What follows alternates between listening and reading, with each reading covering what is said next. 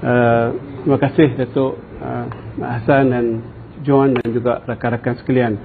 Jadi alhamdulillah kita dah dengar satu pepetangan yang cukup berprestij daripada saudara Rashidan dan juga Effendi, yang cukup bagi saya agak deep down dalam the engine room, dalam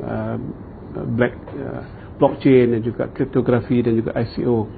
Bagi saya bukanlah seorang yang sehebat kedua-dua rakan ini, sebab saya hanyalah seorang ahli syariah dan juga melihat isu-isu bagaimana untuk dilestarikan syariah dengan digital currency. Sebab digital currency merupakan satu fenomena yang akan berlaku, sama ada kita nak ke tak nak pun. Dia blockchain satu proses untuk pengukuhan security. Dalam bahasa kita di masyarakat kampung, kita ada buku 3x5 kan, kita hutang, kita catat hutang, ada risiko penipuan, kita bertukar 1%, tukar 2% sama ada penjual atau pembeli. Tapi kita bayangkan kalau buku hutang ini didistributkan kepada ramai orang, buku yang sama disalin ada 10 orang, 20 orang, tak mungkin kita dapat tukar dia punya jumlah. Itulah blockchain ini sebenarnya, as simple as that. Yang mana tidak boleh satu proses pembindaan tanpa shared ledger, disputed ledger dan sebagainya. Isunya adalah diwawarkan sebagai mata wang, sedangkan tujuannya bukan sekadar mata wang. Tujuannya adalah berbentuk alat pertukaran, dan yang kedua sebagai alat remittance. Macam disebut tadi, kalau kita nak tukar wang secara currency ke currency banyak cost dan makan masa 2 hari. Tapi kalau token ni makan masa 10 second, hasil 5 second, boom, keluar dalam e-wallet. Yang ketiganya adalah satu alat untuk mendapat satu penilaian baru. Kalau saya merchant mendapat Bitcoin, saya boleh cashkan ataupun saya simpan untuk harga tunai. Itu satu perkara yang kita dapat. Macam kita bayar secara ringgit Malaysia, harga nilai tidak akan naik, tapi kalau Bitcoin dia akan ada kenaikannya. Yang keempatnya yang paling penting ialah kita boleh mengenal pasti GPS. Contohnya begini, kalau kita bayar zakat through Bitcoin, contohnya lah, kalau dibenarkan oleh fatwa, kita dapat tahu di mana mereka belanja wang tersebut ataupun koin tersebut.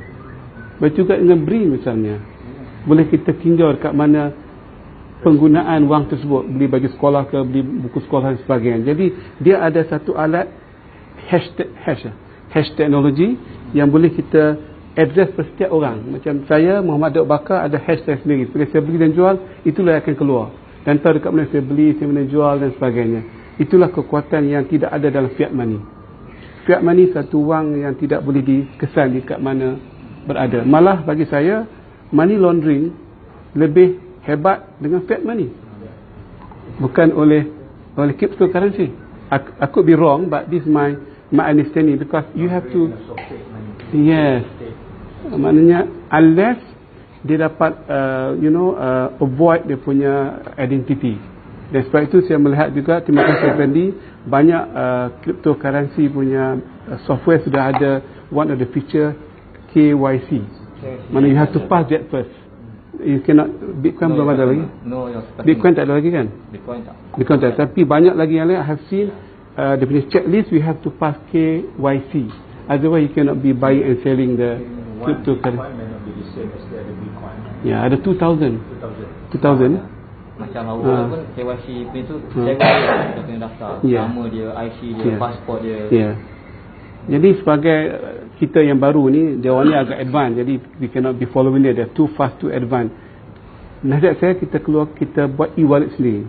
Lepas ni kita cuba start RM1 ke RM2 beli apa-apa sahaja cryptocurrency, pelajar security, supaya kita dapat melihat dihidup dalam e-wallet kita. Bukan untuk pelaburan, itu risiko yang masing-masing lah. Small money untuk kita belajar bagaimana dia merupakan satu alat security yang cukup mantap dan cukup mampan, yang boleh menjaga keselamatan pelaburan kita. Ada masalah tertentu, misalnya saya akan komen sekejap lagi, isunya cash out tadi. Isu cash out, isu yang paling besar. Kalau saya pemilik Bitcoin bernilai katakan $1 juta, $2 juta, dekat mana saya boleh cash outkan wang tersebut? Kalau nak beli barang boleh, nak beli buku, nak beli tiket kau terbang, Starbucks, tapi nak beli Nak keluarkan cash out, mungkin Fendi boleh jawab nanti. Saya menunggu jawapan tersebut. Bagaimana sebenarnya nak cash out? Melainkan ada exchange yang boleh macam disebut tadi, yang boleh macam futures market, dia ada macam back to back. Ada orang nak jual, orang nak beli. So I don't take the risk. I'm not exposed. Kalau saya membeli dengan RM1 juta,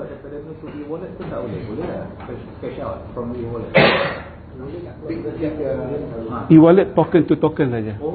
Ya. Tak boleh. Yang macam Alipay-nya software yang macam okey, yang macam kita develop tu cash out, tapi dia kena ikut rules negara masing-masing lah. So nilai tu kita hanya boleh letak macam ni lah, macam konsep kita ada macam kita keluarkan NFC card. Value tu ada dalam tu, tapi dia ada limit, dia ada limit, tapi dia telah di convert satu Bitcoin ikut value negara masing-masing lah. Dia tak indirectly cash out sebenarnya. Dia kena akan ikut pada value. Ini dollar atau something ikut pada negara yang kita nak Bitcoin.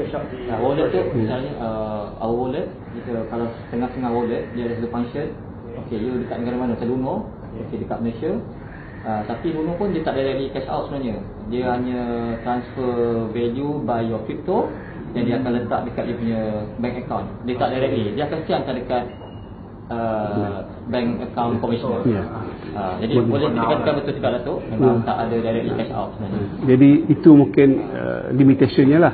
Melainkan kalau masa hadapan macam Japan telah menganggap Bitcoin sebagai legal tender, dan mungkin Dubai, tapi ada bendera Dubai, bukan lagi cryptocurrency berbentuk global atau borderless, satu currency tempatan yang kita rasakan. Itu satu pendekatan yang baik kalau Malaysia atau negara yang ingin mengadaptasikan cryptocurrency, mereka boleh menjadikan sebagai mata wang tempatan. Semua macam bank di Japan dia boleh cash out. Tapi di Japan saja. Japan saja.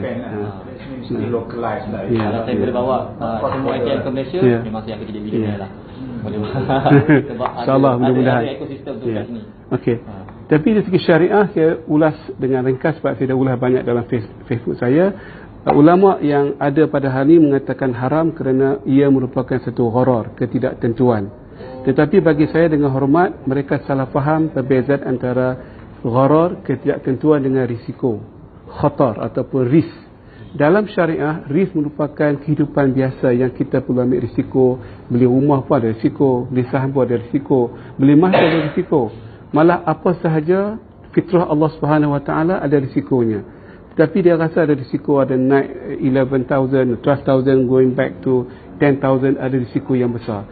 Jadi ramai orang confused. Itulah yang diharam oleh syariah. Dia anggap saya gharar. Fatwa daripada Egypt Al-Azhar, ulama terkenal di Qatar, Turki misalnya mengatakan tidak boleh sebab membawa kepada risiko. Betul, dari segi syariah kerajaan boleh memberikan fatwa haram sebab risiko. Tapi dari segi syariah yang pengajiannya tidak boleh. Tidak ada boleh mengatakan haram sebabkan risiko. Tapi disebabkan gharar, uncertainty, nak beli apa tak pasti. Mata wang digital adalah satu mata wang yang diciptakan, kalau nama mata wang, atas dasar trust, kepercayaan. Tadi Rashdan sebut tadi, iaitu peer to peer. Malah fiat money pun is trust. Fiat money pun is trust. Pernah berlaku dalam sejarah dunia, orang tak percaya mata wang Amerika Syarikat. Dan dah tertukar kepada mata wang World Bank dalam masa setahun untuk mengimbang balik pertukaran antarabangsa. Mereka syarikat pun hilang kepercayaan. Adakah itu menyebabkan US dollar bukan mata wang? Tak semestinya. Malah pernah berlaku perang, malah negara yang diboykot misalnya, mata wang telah jatuh. Dia tidak mengambil sifat kematawangan dalam wang tersebut. Jadi itu yang pertama. Yang keduanya, mereka mengatakan penciptanya tak tahu, macam Bitcoin, founder tak tahu. Jadi macam kita bermuamalah dengan syaitan. Jadi kurang lebih begitulah. Jadi sedangkan zaman hari ini peribadi tak penting, saya tak penting, FNI tak penting. Sistem telah mengambil alih kepercayaan masyarakat di software, dari segi security dan sebagainya. Yang ketiganya, saya rasa mungkin pandangan saya, mereka mengatakan Bitcoin ini satu perkara yang baru, yang tidak bersandarkan pada emas. Ada juga penyokong-penyokong